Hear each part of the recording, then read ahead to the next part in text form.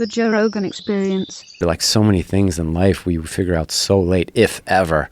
You know, when we're kids, we look at adults, our parents, those in authority, and we think, oh, they got it figured out. You had a really good joke about this, about thinking the older you get, the more you understand life and how things are going on. But the older you get, realize nobody knows what the fuck is going on, and everyone's out here just winging it. Yeah. Like, I don't know what the fuck I'm doing. I'm just kind of trying my best. But I'm like, oh, maybe I should look to my parents for advice. I'm like, geez, they're really just adult kids. Like, they don't know what the fuck they're talking about. Yeah, the bit was, do you remember when you thought that grown-ups were real? They don't exist. Like, I used to think that one day I'm going to be a grown-up. I was crying. I was young. I was so upset. One day I'm going to be a grown-up and everything's going to make sense. Yeah. And then one day you're at the supermarket and the guy goes, paper or plastic, sir? And you're like, sir?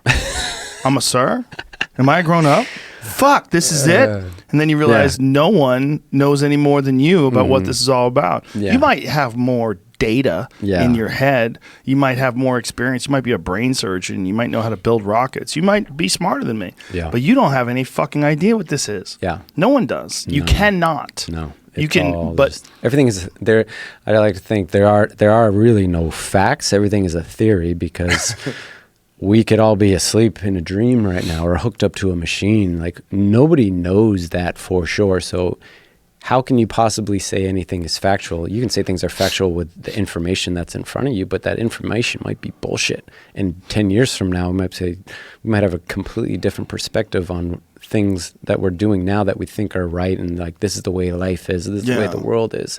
You know, like 10 years ago, people had a very different approach to things. You know, what we can say is, as far as we know, this is the case, and this is what we know is repeatable. Yeah. If you do this, if you put 2 bricks on top of 2 bricks, you have 4 bricks. Yeah. We're pretty sure.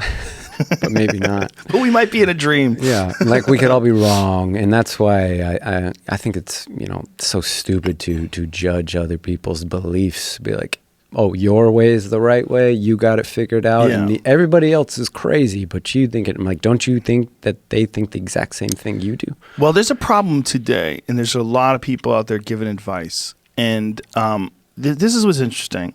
Sometimes advice it resonates. And then you get older and wiser, and you realize that advice is really fucking stupid, because there's people that are giving advice, and there's like a lot of value in motivating people, right? Like when someone's a legitimately motivational person, whether it's like Wim Hof, the Iceman, or someone who's like really done some things. Yeah. There's something about them that their inspiration is fuel. Yeah. It really does something to you. But then there's a lot of people out there that are just saying shit because they think it's going to be motivating to other people, and it sounds like horse shit. Yeah. And it only tricks dummies. Yeah. And that stuff is painfully prevalent. Yeah. There's so much of it. There's so many people out there that are trying to offer advice, and they're trying to motivate people. But then you go, hey, man, what have you experienced? They've had a placid, dull life filled with non-accomplishments. Yeah. The biggest accomplishment is tricking people into thinking they're a good motivational speaker. Like the get-rich-quick thing. It's like, there's so many of those. This is how they've gotten rich. Sure, yeah. Dude, I was watching a documentary on one of those guys, one of these internet guys who rents houses and rents cars and tries to pretend he's this big baller and spends all this money and ran a bunch of scam dating sites and all these different things. And I'm like, wow, this pursuit is odd. It's a fucking odd thing. Yeah. This pursuit of tricking people into thinking that you're more knowledgeable than you actually are. What resonates with people is like what you were talking about from the beginning of this podcast, when you're talking about your life and how you felt and your own real legitimate experiences and the feelings of inadequacy, and then the finding the light at the end of the tunnel and all these different things that are just you're relaying your life's lessons and experiences. Those are extremely valuable for people. Those are extremely valuable.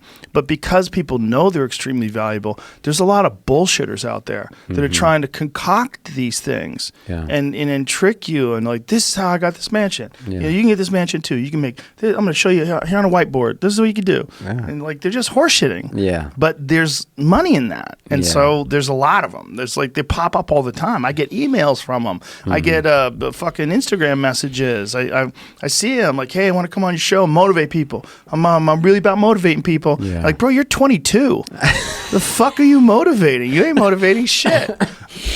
You know, go move to Nepal for a year. Yeah, and it's also it's a tricky thing because, like, even for myself, it's like, of course, I want to motivate people, I want to help people, and Yes. but you can start drifting into that. Now I'm a motivational speaker. Yes. Now I'm not being honest. Yes. Now I'm not communicating the full spectrum of the things that I'm dealing with and going through, and like I'm only going to focus on this positive thing, like, oh, just do this, this, and this, and you know you're going to go the right way. And oftentimes because they don't have someone in their life, like the way you were describing Gina. Yeah, Someone who's, hey, fuckface. you're being an asshole. Yeah. Like, pull your head out of your someone, ass, man. you have to have someone in your life that's raw with you, that's real with you. And for me, it's my friends. It's definitely my wife. She doesn't bullshit me about anything.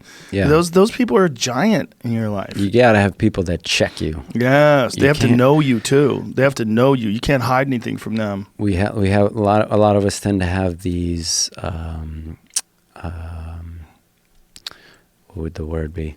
I don't know. These people in our lives that like they're only there because you're doing something for them, or Yes. this. Like, yeah, but those people aren't pushing you. They're yes men. Yeah, they're parasites. They're parasites. They're not. It's not a real relationship. No. It's not a relationship you're gonna grow through. That's a relationship that's gonna make you feel good. Yes. And in a lot of ways, and yeah, that's fun and comfortable. It's like, but if that person can't get to the core of you, Yeah. and really, like, when you tell me something, I know it's truth because Yes. you have no other reason to say bullshit to me. Right. You don't owe me. You don't need anything from me. Yeah. Yeah. That's giant for people. You can't, like, this is one thing that I've seen many times with celebrities. Yeah. When they go off the rails and they don't hang out with other people like them. So they don't have real friends. They Yeah. have these employees and people, and it gets real sketchy. And everyone that they talk to and interact with need something from them, and they assume this position of authority where no one can question them. Yeah. Like, no one can call bullshit. No one, like, you got to have peers.